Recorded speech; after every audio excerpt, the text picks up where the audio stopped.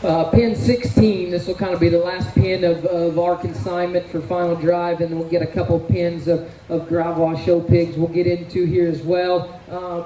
Again, Cracker, Motivation, Touch and Go. We would have talked about the rest of these mates a little while back earlier in the sale lineup. We talked about how deep and consistent and square built and square made that this litter was. I mean, it's a very, very fun litter all the way through. Obviously, it was a big, neat litter, but it's been fun to watch these things come down off the decks and settle in here and kind of come out right. And this is one you could throw all 9 out here and sit for an hour or two and be really, really hard to deviate which one is the one you need to show or which one's the right one to rock and roll and go with, because there's so much, similarities in them and very, very minute differences. So to sit here, if you're going to ask, well, which one of those do I need? I don't probably have the answer. I'll probably choose the wrong one and the different one will go, and that's usually how it goes, but they all feed just a little bit different. But again, I'll reiterate, I just thought our Yorkshire set, we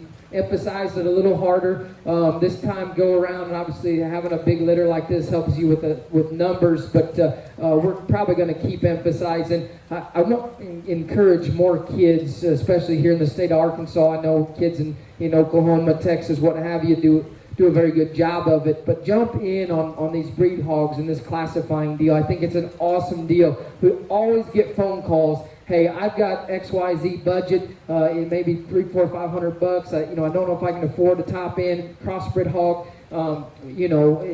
Instead of maybe trying to dive in the crosses in the deep water, starting out or whatever, jump in and get you a high quality one of these breed type of hogs and classifying hogs to get your feet wet, get started. I'd encourage families, if you've got a bunch of kids, it helps spread your kids out in terms they're not all shown in the crosses. We all want that 260 to 280 pound crossbred hog, and so a lot of times our kids jump in the same class and are in the same class, or whatever the scenario is. If you're going to throw a cross on feed, or maybe try to get you a belted hog, especially with our state fair being a two-way deal, get one of these white ones and get you a belted hog that can class ham.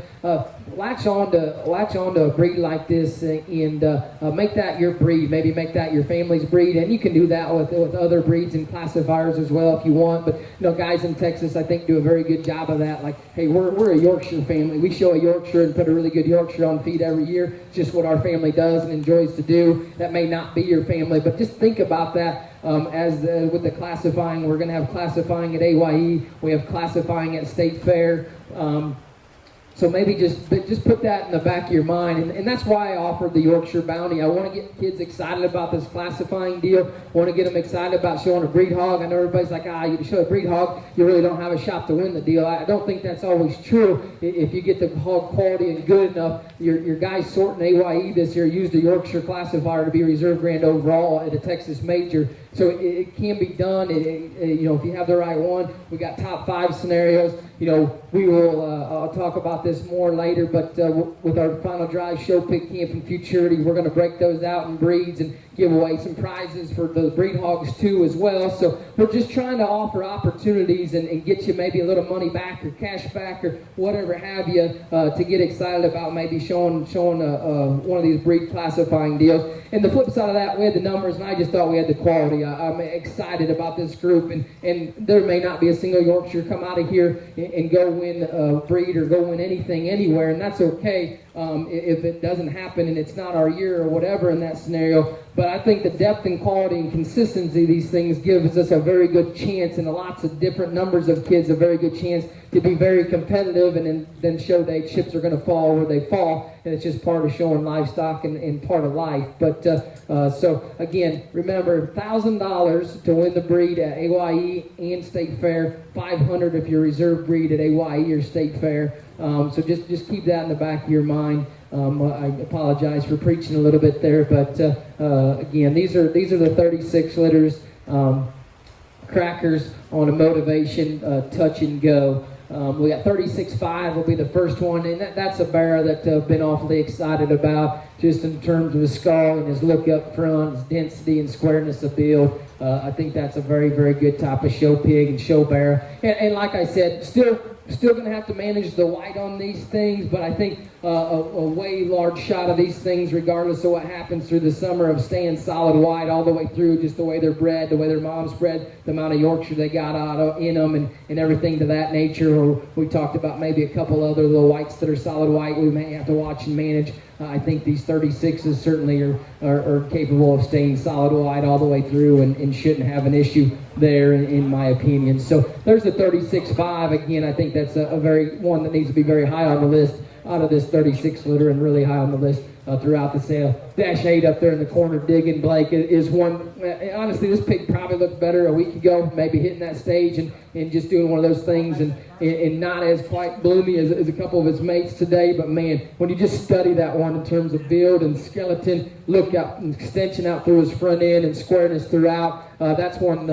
He's one of them in this litter that's been marked early on from the time he was on the decks, and when we first got these things in the chip barn about 3 weeks or so ago. Like a lot of things about that guy, just skeleton look, build, his extension. That Dash 8 pig is awfully neat, and in one certainly should be in a lot of people's budget and range, and get a chance to get in on. 36.9 is another one that kind of I enjoy picturing pigs. I say that, my wife's going to say you're crazy. You really don't. You hate it, but and I know she would rather me give her the camera and me do it in terms of pool panning, because that is the most thankless job there is, and I know I'm tough on her, and I am short fused at times, and short patience at times, and picturing baby pigs is just awful at times in terms of getting them to cooperate and everything like that. But I say I enjoy it because as a breeder and an evaluator, when you get your eye behind that lens and pigs walk into the picture pen,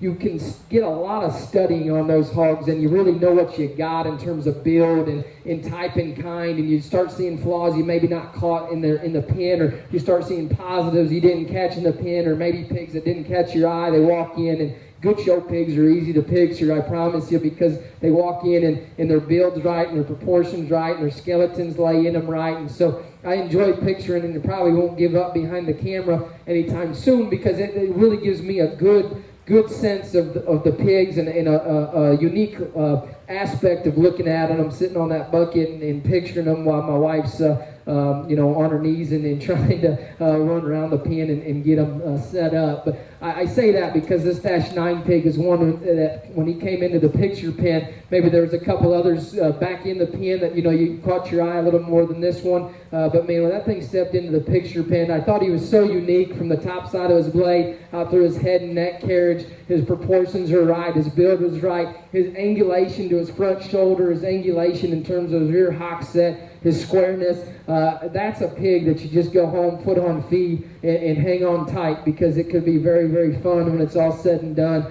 I think that Dash 9 just does a lot of good and a lot of neat things. Like I said, his angles are right, he's true, he's square, he's got extra look and extension. We like that one a good deal at 36.9.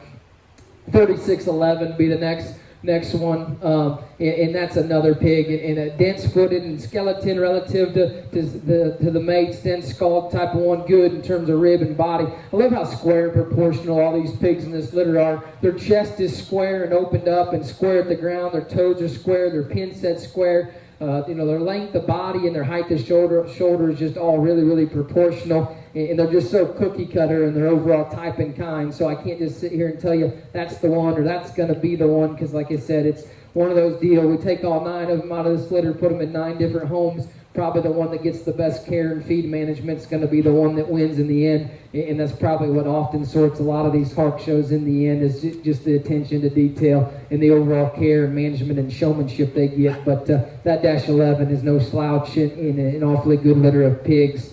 3614 is a gilt that I've been awfully excited about for a while. She's been very high on my list. I didn't want to get too deep into these litters in terms of keeping and leasing and then selling outright. I've been back and forth on her and the 15 in terms of which one we were going to roll with, and just decided on the 15 in terms of a sow prospect. The 14 is probably maybe even a better show pig prospect, so that's probably even why we went that way, even though both of them were capable and got the option to show. But her look, her build, her shape, her squareness, I know I sound like a broken record, but these crackers are awfully, awfully good. I bred all these sows back the same way, bred a bunch more white sows, our purebred Yorkshire sows to Cracker, and he's certainly going to get a fair shot here again this fall with us. And there's times that you like your baby pigs on the sow and you're forced to make a decision, and you breed back to the boars and they get about this size, and you're kind of like, maybe we shouldn't have bred them that way. You're not getting real excited, but the more days we get to look at these Cracker pigs, the more excited I am to keep farrowing litters out of them here this fall. And I'm certainly excited to watch these things grow and go and see how they continue to develop throughout the show season. And like I said again, I encourage you to think long and hard about the opportunities we're trying to present for you, in terms of showing one of these white ones. And if you're going to put a handful on feed, or you're just starting out and don't want to play in the deep water of the crosses, think about putting one of these on, and I think there's some neat opportunities coming down the line. So this is pen 16 to be the last pen of the FDG group, but I think we end on a very high note with our set. Again, these are the 36 letter Cracker Motivation Touch and Goes.